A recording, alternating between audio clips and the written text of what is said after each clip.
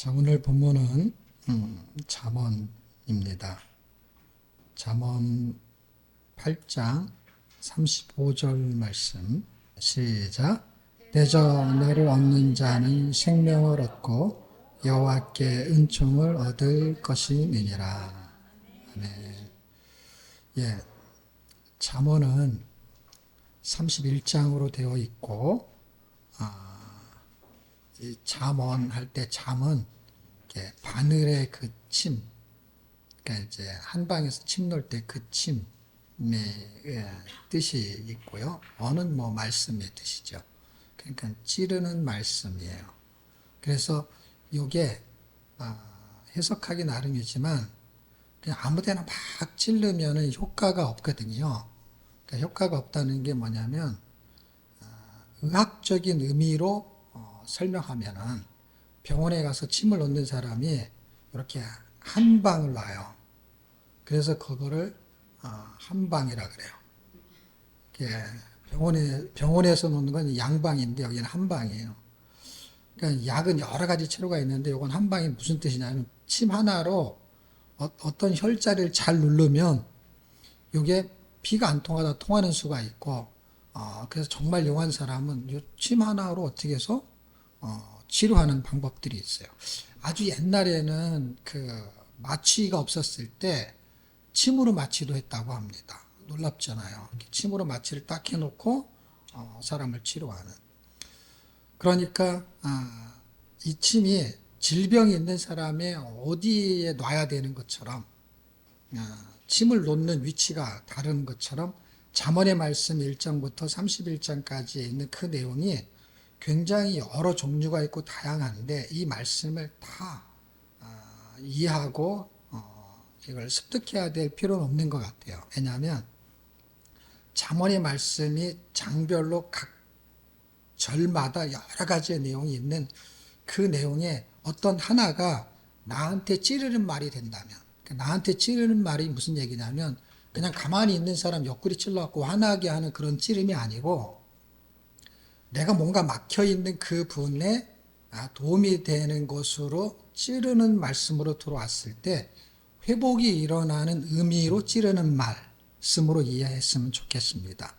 그랬을 때 이 구조가 어쨌든 너무 크기 때문에 둘로 정확하게 구분할 수 있지는 않지만 두 개의 큰 단락으로 만약에 나눈다면은 1장에서 9장까지, 그 다음에 10장에서 31장까지 이렇게 구분할 수가 있습니다.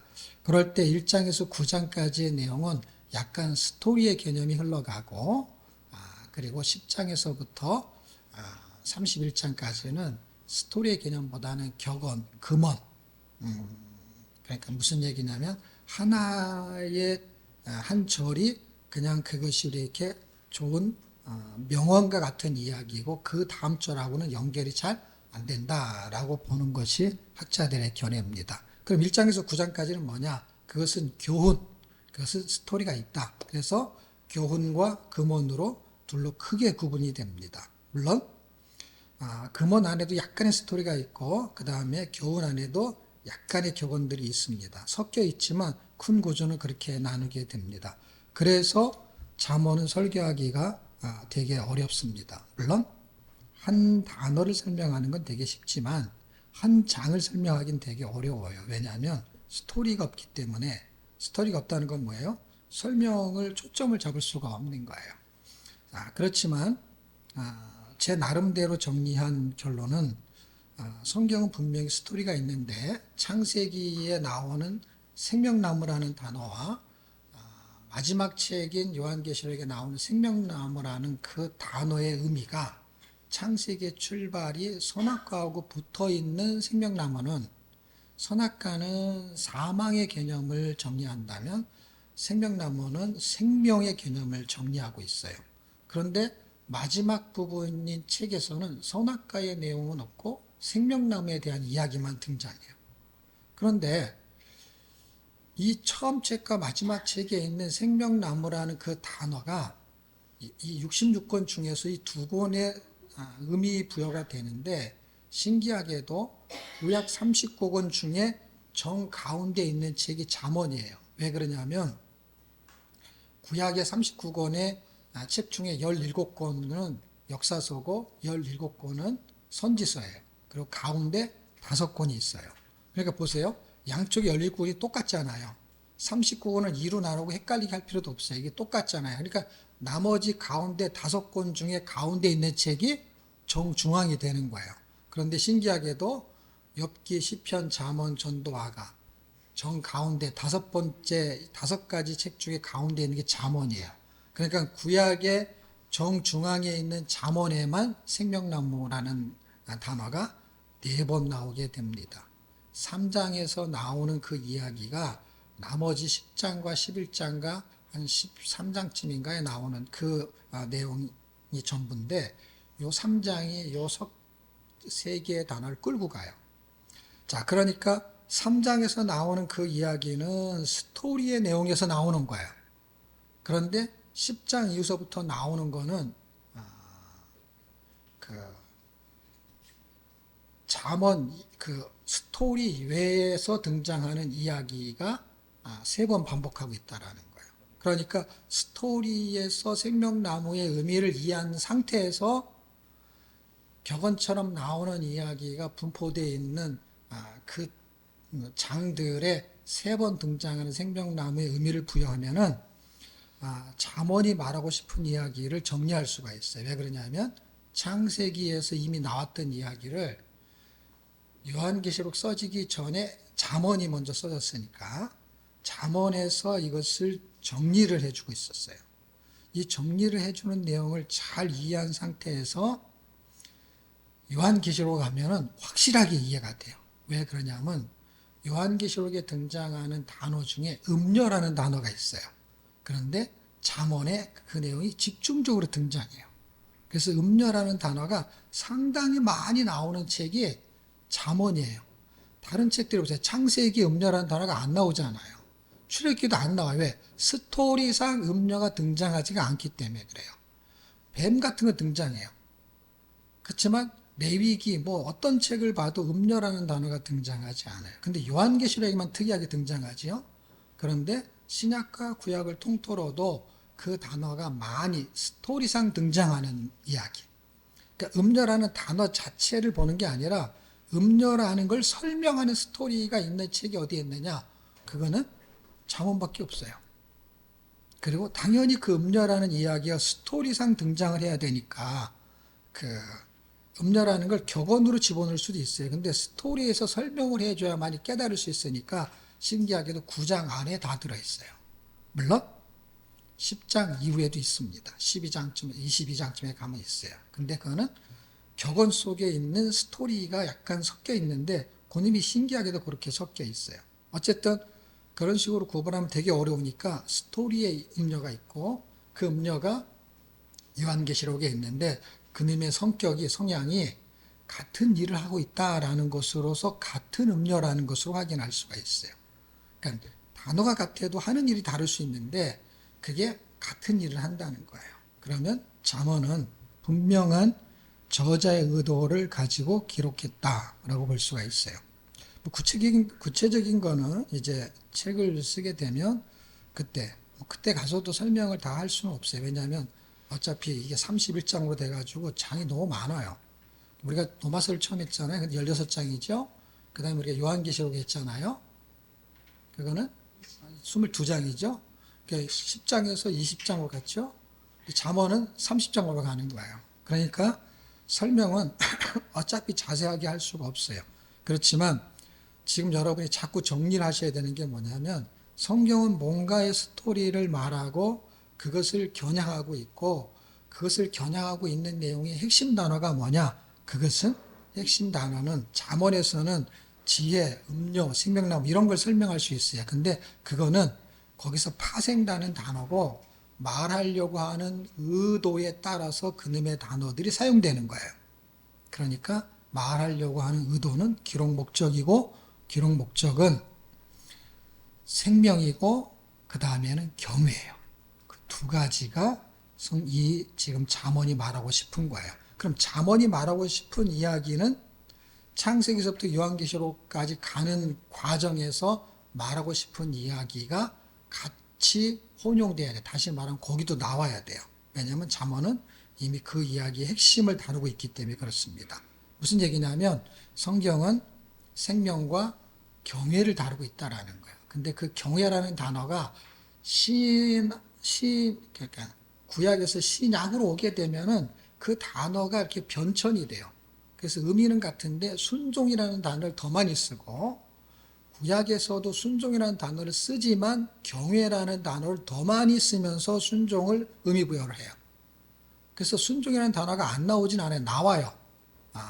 나오는데 신명기에 나와요. 근데 경외라는 단어를 더 많이 쓰면서 순종의 의미를 부여하는 거고, 신학에서도 경외라는 단어가 나와요. 그렇지만은 순종이라는 단어에 경외를 붙여서 설명하는 이런 약간의 차이가 있는 것뿐이에요. 그래서 그건 같은 의미로 이미 해석하고 이해하게 되는 사람은 굉장히 쉽고, 경외와 순종이 이해가 안 된 사람은 되게 어려운 거고, 근데 이해가 되는 사람은 이건 같은 뜻이기 때문에 하나도 어렵지가 않은 거예요.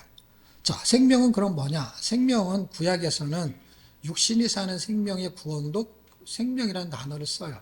그런데 사망이라는 단어하고 대조를 시켰을 때에 그것은 그 생명이 목숨을 말하는 생명이냐 아니면 영혼을 말하는 생명이냐라고 할 때 잠언은 영혼이라는 단어를 자꾸 쓴다는 걸 기억하셔야 돼요. 그러니까 영혼이라는 단어를 쓴다는 건 뭐냐면 살아있는 생명 플러스 알파 영원한 생명을 포함하고 있는 거예요. 영혼의 구원까지를 설명하고 있는 거예요. 자, 오늘 8장 35절 보시게 되면 대저 나를 얻는 자는 생명을 얻고 할 때 나를 할 때 이 8장에서는 계속해서 나를 설명하는데 8장 1절에 보면은 지혜가 부르지 아니하느냐 2절 그가 4절 사람들아 내가 너희를 부르며 하면서 지혜가 그가 내가 이렇게 되는 거예요. 그러면서 내가 1인칭으로 계속 가요. 지혜가 말을 하고 있는 거예요. 그러니까 지혜가 말을 하니까 지혜가 나니까 나 지혜. 그래서 나 지혜는 이렇게 되는 거예요. 그러니까 12절 나 지혜는 이렇게 해서 아주 헷갈린 것을 안 헷갈리게 확실하게 말해요. 너 지혜가 아니고 나 지혜라는 거예요. 그러니까 12절에 나 지혜는 지금 지혜가 말을 하고 있다는 것을 확실히 설명을 하고 있는 거예요. 그러니까 대저 나를 얻는 자는 뭐예요? 지혜를 얻는 자는이 되는 거예요. 지혜가 누구냐? 지혜가 의인화 됐잖아요. 왜냐하면 지혜는 머리 종교가 아니라 나는 누구냐? 창조부터 있었다라는 거예요. 그러니까 그게 지혜예요. 근데 헷갈리는데요? 헷갈릴 필요 하나도 없어요. 왜냐하면 요한복음 1장에 보게 되면은 하나님이 있고 예수님이 있고 말씀이 있어요. 근데 태초에 하나님이 천지를 창조하셨어요. 근데 하나님이 말씀으로 창조하셨어요. 근데 그 창조한 그 말씀 내가 그때 있었는데 내가 그때 그게 말씀이라는 거야. 그러니까 요한복음 1장에서는 하나님과 함께 있는 분이 예수님인데 그걸 말씀으로 설명했는데 잠언에서는 하나님과 함께 있는 예수님이 뭐라는 거예요? 지혜라는 거예요. 그러니까 경외와 순종이라는 단어를 이해하면은 지금 예수님이 지혜고 예수님이 말씀이라는 것을 뭘로 설명하냐? 창세 때 이야기를 가지고 설명하기 때문에 헷갈리지가 않는 거예요. 왜냐하면 사전에서 찾는 게 아니라 창세 때 하나님과 함께 있었던 그분, 천지를 창조한 그분이 예수님이 그때 같이 있었다라는 얘기를 요한복음 1장에서 말하는 거나 잠언 8장에서 말하는 거나 똑같다는 말이에요. 그러니까 그 생명은 어떤 생명이냐? 나를 얻는 자는 생명을 얻을 것이요 라는 건 뭐예요? 지혜를 얻는 자가 생명을 얻는다는 게 아니라 예수를 얻는 자는 생명을 얻는 거예요. 그런데 그게 영원한 생명이고 예수인지를 어떻게 아느냐? 36절 그러나 나를 잊는 자는 자기 영혼을 해하는 자라. 영혼이라는 단어를 그래서 쓰고 있다라는 거예요. 무릇 나를 미워하는 자는 사망을 사랑하느니라. 죽는다는 거예요. 어떤 거요? 영혼이 죽는다는 거예요. 영원한 생명을 지금 말하고 있다라는 것을 상당히 중요하게 지금 설명하고 있는 거예요. 근데 사람들이 이게 안 보이는 거예요. 생명도 안 보이고 영혼도 안 보이고 나는 뭘로 설명하냐? 그냥 지혜로만 이해하는 거예요. 근데 제가 옛날에 8장을 읽을 때 이건 확실히 예수님을 설명하고 있다 라는 것을 확인할 수가 있었습니다. 자, 어쨌든 두 가지를 설명하고 있는데 어쨌든 하나는 생명인데 그 생명은 영원한 생명, 구원을 말하는 것이고 또 하나는 경외, 순종을 말하는 건데 9장 안에서 스토리상에서 구원이 발생한 사람들이 10장에서 31장까지 어떠한 삶을 살아야 될지에 대한 이야기를 전개시키고 있는 거예요. 그래서 굉장히 중요한 부분은 1장에서 9장이고 그 다음에 10장서부터 31장을 어떻게 해석하느냐가 되게 중요합니다. 자, 제가 여기서 중요하게 보는 것은 그 생명이라는 것이 어떻게 얻을 수 있는 거냐 할 때 우리가 신약에서 공부하면 구원을 어떻게 받냐면 믿음을 통해서 너희가 그 은혜를 인하여 믿음으로 말미암아 구원. 그래서 은혜라는 단어를 써요. 그래서 은혜라는 단어를 썼다는 건 뭐냐면 구원을 내가 받았는데 내 노력이 아닌 은혜라는 거예요. 그러면 잠언에서 말하는 것도 동일해야만이 같은 효력이 발생해요. 무슨 얘기냐면 잠언에서 말하는 건 구약이기 때문에 생명을 얻는 거는 내 노력인 것으로 해석하면 절대로 안 된다는 거예요. 왜냐하면 잠언 2장에 보면은 그 지혜를 찾으면 이렇게 해놨거든요. 내가 찾으면 노력이잖아요. 찾으면은 그 지혜를 얻으면은 생명을 얻는다라는 얘기가 2장 얘기예요. 그것을 확증하는 게 8장이고. 그런데 내가 찾으면인데 성경은 뭐라고 말하면 내가 믿으면인데 그 앞에 은혜가 있잖아요. 그래서 구조가 똑같아요. 내가 찾으면인데 내가 어떻게 찾냐? 은혜로 찾는 거예요. 그래서 35절에는 여호와께 은총을 얻을 것이며 할 때 은총이 은혜를 말하는 거예요. 그럼 무슨 얘기예요? 나를 얻는 자는 생명을 얻는데 그거는 하나님의 은혜로만 얻을 수 있는 것이다 라는 것을 설명하는 거예요. 하나님의 은혜가 아니면 절대로 찾을 수도 없고 찾아지지도 않는 것이죠. 그럼 잠언의 지혜는 그러면 뭘 말하는 거냐? 그거는 하나님의 지혜예요. 세상의 지혜가 아니라 그리스도의 복음을 전하는 하나님의 지혜예요. 자, 잠언의 이야기는 이 정도 하고 이 잠언의 지혜가 정확하게 뭘 말하는지를 아까 제가 구원이라고 했어요. 그럼 당연히 구원이 선포돼야 되잖아요. 당연히 구원은 선포됐어요. 이 잠언에서 그걸 읽어내질 못하니까 고린도 전서에서 설명을 해보려고 합니다. 바울은 이미 구약에 정통한 학자죠. 구약에 정통한 학자가 이 잠언의 이 말씀의 내용을 시가서의 내용을 이해했다고 보는 거예요. 왜냐하면 잠언만 인용하는 게 아니라 지금 바울 같은 사람은 누가복음을 쓸 때도 물론 당연히 누가가 쓰죠. 그렇지만 바울이 전개된 그 복음을 쓰고 있는 거니까 시편의 이야기를 갖다 인용해서 쓰는 경우가 되게 많거든요. 사도행전. 잠언을 갖다 쓰는 경우는 되게 많지 않아요. 그런데 잠언의 내용이 녹아져 있다라고 봐야 되는 것이죠. 고린도전서 1장 18절을 보겠습니다. 시작. 십자가의 도가 멸망하는 자들에게는 미련한 것이요 구원을 얻는 우리에게는 하나님의 능력이라. 십자가의 도는 이제 그냥 해석하면은 메시지 오브 더 크로스, 그러니까 십자가의 메시지가 되는 거예요. 영어로 말하면. 그런데 19절에 내가 지혜 있는 자들의 지혜를 멸하고 하면서 십자가의 도 얘기를 딱 하고 그냥 예수님이 십자가에서 죽으신 그 메시지가 있다라는 거예요. 십자가의 도가 메시지를 말하는 거예요. 십자가의 메시지. 그러니까 예수님 십자가에 죽으셨다. 죽었죠. 근데 거기서 말하는 메시지가 뭐냐 이거야. 의미가 뭐냐는 거야. 그것은 기록된 바 이미 말했다는 거예요. 이사야에서 말했다는 거예요. 내가 지혜 있는 자들의 지혜를 멸하고 지혜 있는 자들이 예수님이 십자가에 죽으신 그 메시지가 사람들의 죄를 해결하고 구원하는 메시지라는 걸 몰랐다는 거야.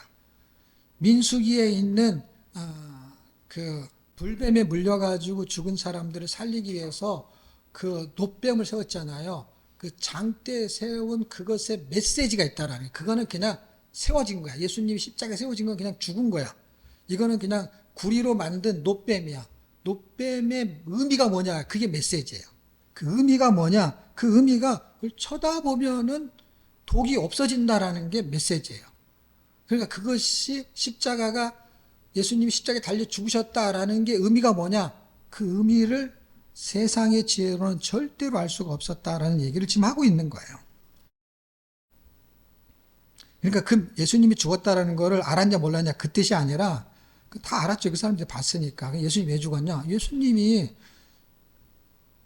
로마 병정들에 이끌리고 사람들이 유대인들이 그를 죽였으면 좋겠다 해서 그 사람들이 다른 사람의 죄를 대신해 죽은 걸 다 알아요. 근데 그 뱀도 다 알고 그러니까 그들이 생각한 지혜는 뭐냐면 예수님을 죽이면 이제는 인류를 멸망시킬 수 있어. 그런데 메시지가 숨겨져 있는 게 비밀이야. 예수님이 죽으면 다시 부활한다는 것과 그 다음에 죽었던 사람이 다시 살아나는 죄의 문제를 해결한다라는 그 메시지를 몰랐다라는 거야. 깨닫지를 못했다라는 거야. 그 피의 능력이 어떤 의미를 갖고 있는지를 몰랐다는 거야. 아무도 몰랐다라는 거야.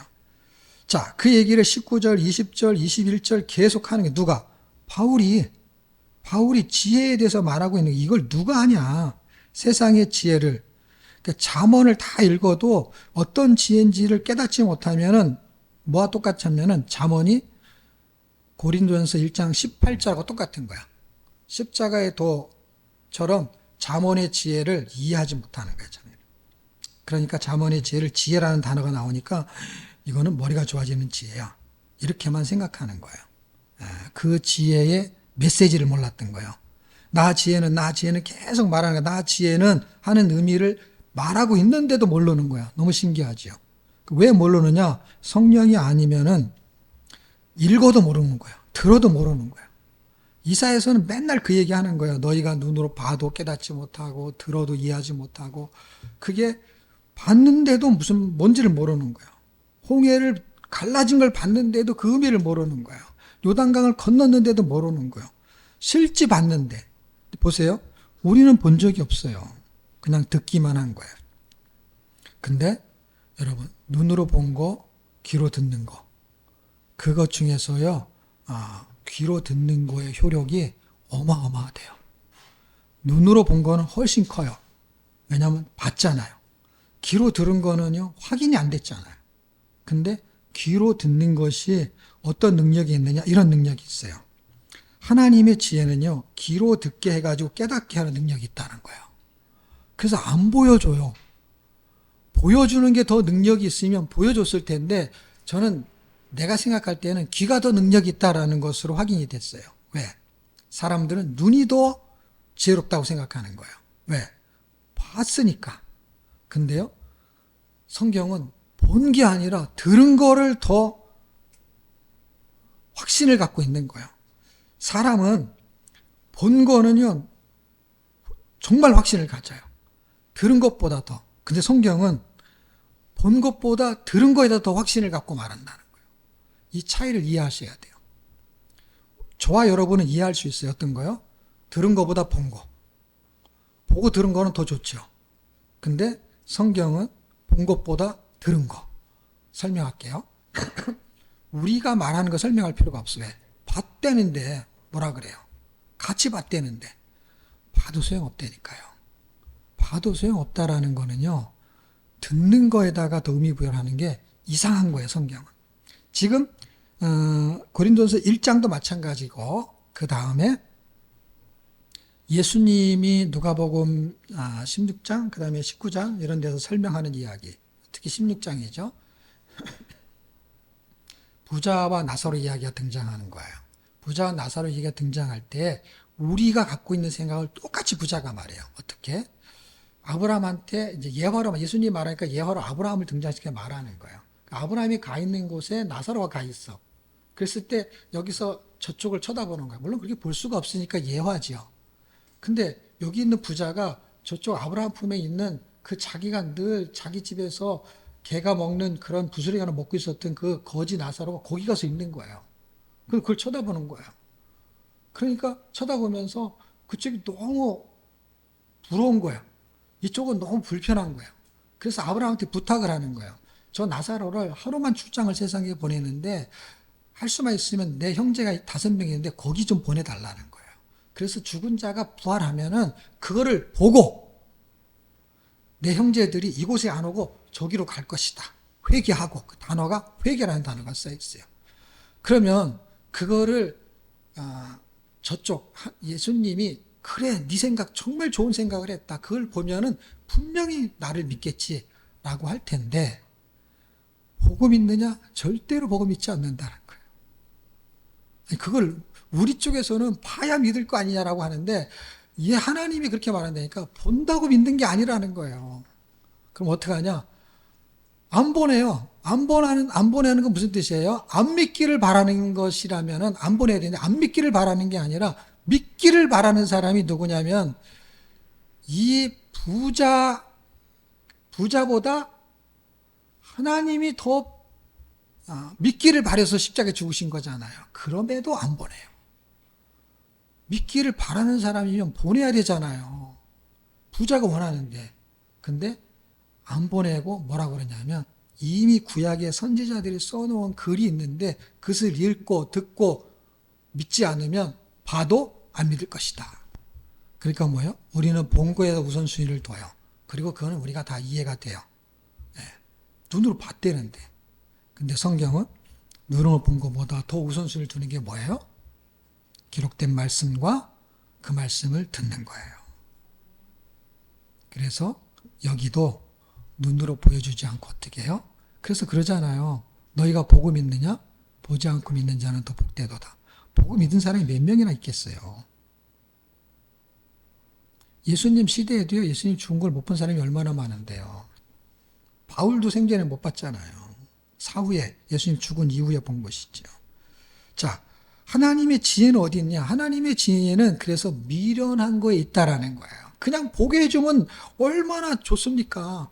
그냥 눈으로 보여주면 앞에 탁탁 나타나가지고 예수 믿으면 하늘에서 금반지가 막 10돈씩 막 떨어지면 기도하면 응답이 그냥 확 나타나고 예수 안 믿는 사람한테는 막 불이 내려가지고 그냥 불살라 죽고 그러면 누가 예수를 안 믿겠어요, 그냥. 천국에 가서 나중에 뭐 금으로 된지 보소로 된지 그딴 소리 하지 말고 지금 여기서 그냥 예수 믿는 집이 그냥 옛날에 여러분 실제 있었던 사건인데 약간 이단 시대이긴 했어요. 옛날에는 다 그 충치가 나면은 아말감으로 떼와요.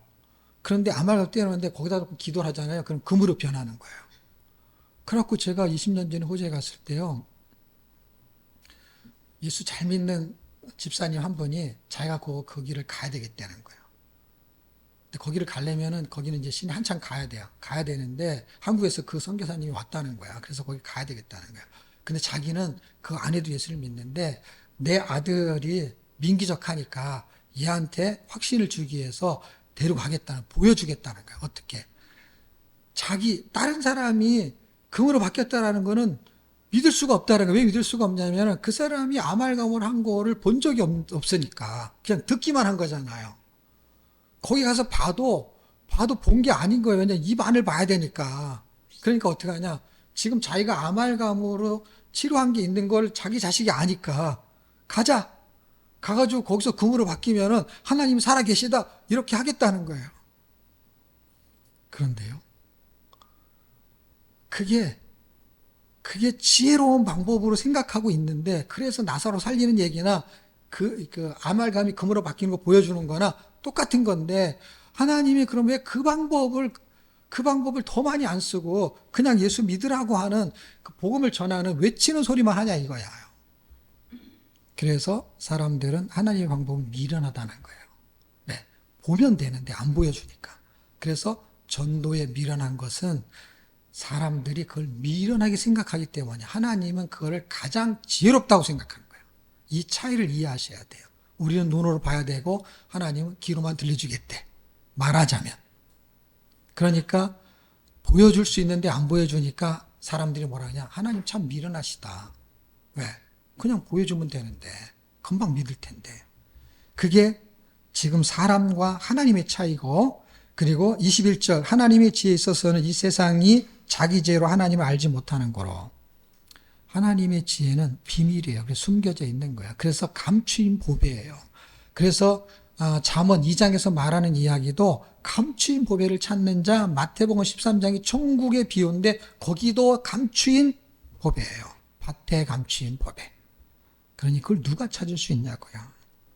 그거를 찾는 자는 생명이라는 거예요. 자, 하나님께서 전도에 미련한 것으로 이렇게 하셨어요. 하나님이 그렇게 정하셨어요. 가장 자기가 지혜롭다고 생각하는 그 하나님이 이런 방법을 쓰셨어요. 믿는 자들을 구원하시길 기뻐하셨도다.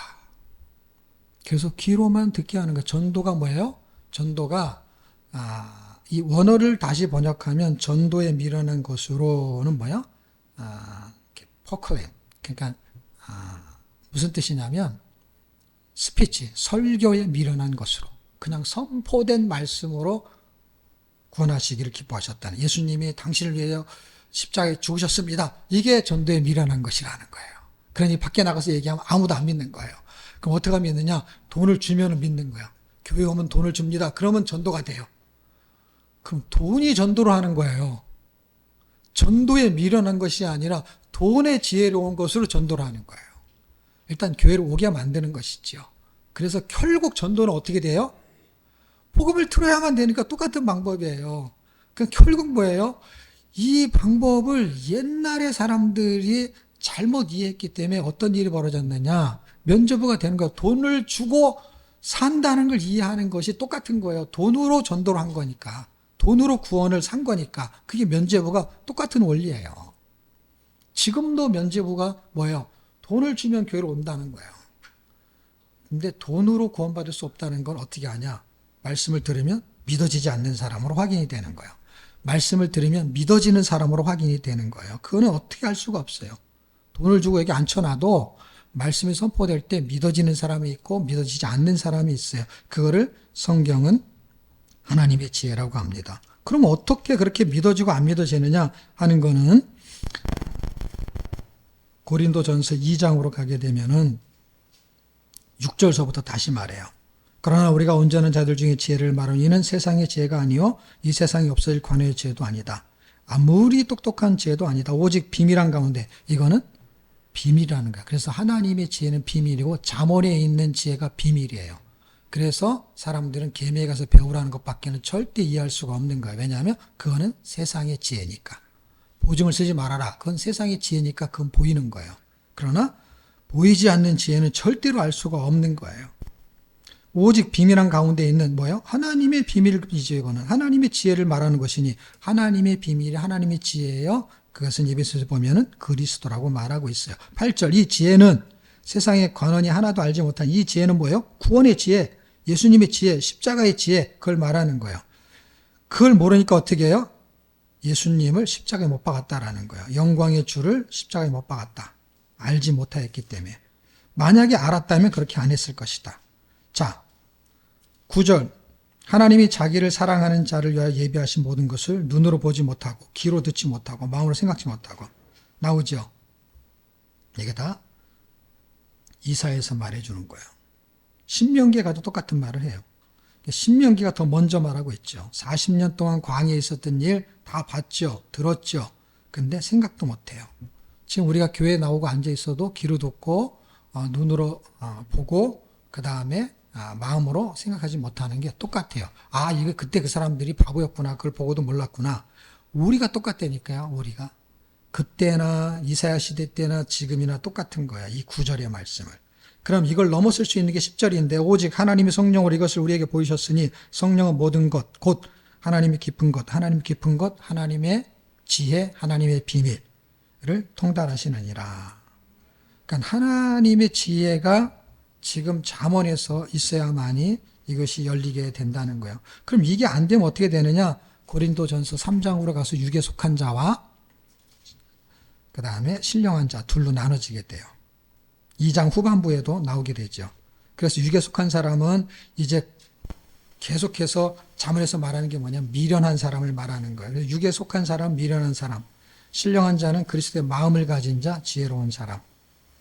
그래서 하늘에서 내려오는 하나님의 지혜가 읽혀지기를 주의 이름으로 축복합니다. 이건 하나님, 여러분이 머리가 똑똑해서 이건 몇 절이지, 이건 무슨 뜻이지를 해석해봐야 아무 소용이 없어요. 왜냐하면 이건 믿어지는 것은요, 하나님의 은혜예요. 은총이에요. 믿어지고 깨달아지는 건 하나님의 은혜예요. 여러분, 제가 머리가 좋아서 성경이 깨달아지는 게 아니죠. 그러니까 저는 도구에 불과한 거예요. 도구라는 건 뭐예요? 하나님의 저를 통해서 깨닫게 하는 그만큼 깨달아진 걸 말하는 거니까 하나님이 저한테 은혜를 주신 만큼이에요. 근데 그 은혜가 여러분한테 100% 전달이 돼도 부족한데, 왜냐하면 제가 깨달은 걸 다 설명을 못하니까. 근데 여러분이 제가 설명하는 거를 100% 깨닫지도 못하는 거는 저와 여러분에게 손해인 거예요. 일단 저는 이것을 하나님이 깨닫게 하셔서 그거를 모아가지고 시간을 절약한 거잖아요. 모아서 선포해서 여러분의 깨달음을 주는 거예요. 그러니까 하나를 가리키면 열을 아는 의미가 필요한 거예요. 하나를 가리키면 열을 안다는 무슨 뜻이냐면 그 인사이트인 거예요. 지금 성경에서 지금 무슨 말인지 모르겠어가 아니라 잠언은 그런 말 하는구나, 이런 인사이트가 필요한 거예요. 그 인사이트, 이거 지금 뭐지? 하는 걸 정리하는 게 하나도 중요하지가 않아요. 왜냐하면 정리가 안 되게 돼 있어요. 네. 깨달음이 없는데 어떻게 정리가 돼요? 그냥 내가 한 말을 정리할 수는 있겠지. 이런 말을 했다라는 거. 그런 말을 해봐야 정리해봐야 아무 의미가 없다니까요. 그러니까 내가 정리가 돼야 되는데, 내가 정리가 되려면은 저 사람이 말하는 깨달은 거를 동일하게 깨달은 인사이트가 있어야 되는 거예요. 인사이트. 그게 하늘의 지혜라는 거예요. 하늘의 지혜. 잠언은 하늘의 지혜를 설명하고 싶고, 그 하늘의 지혜를 이 땅에 살 때에 어떤 식으로 살아야 되느냐 할 때, 가난한 사람이 있으면 구제도 하고, 그 다음에 먹을 것을 나눠도 주고, 이런 것도 있고, 그 다음에 지혜롭게 어떻게 행동해야 되냐면은 부지런히 일하기도 하고, 뭐 졸고 자고 이렇게 있지 말고 하면서 생활의 지혜를 포함하고 있는데, 그것이 악한 세력, 음료의 꾀에 빠지지 않을 수 있는 지혜를 말하는 거예요. 여러분이 부지런히 일해가지고 돈을 버는 것은요, 뭐하고 같은 거냐면 악한 꾀에 넘어지지 않기 위해서 부지런히 해야 되는 거예요. 그리고 여러분이 누군가를 구제하고 도울래도 돈이 있어야 돼요. 여러분이 선교를 할래도 돈이 있어야 돼요. 그러니까 여러분이 돈을 버는 거는요, 두 가지가 있는 게, 하나는 하나님의 일을 하기 위해서도 필요한 거고, 또 하나는 사탄에게 넘어지지 않기 위해서도 돈이 필요한 거예요. 그럼 건강은 어떠냐? 건강도 마찬가지죠. 하나님의 일을 하기 위해서도 건강해야 돼요. 그 다음에 사탄의 꾀에 빠지지 않기 위해서도 건강해야 되는 거예요.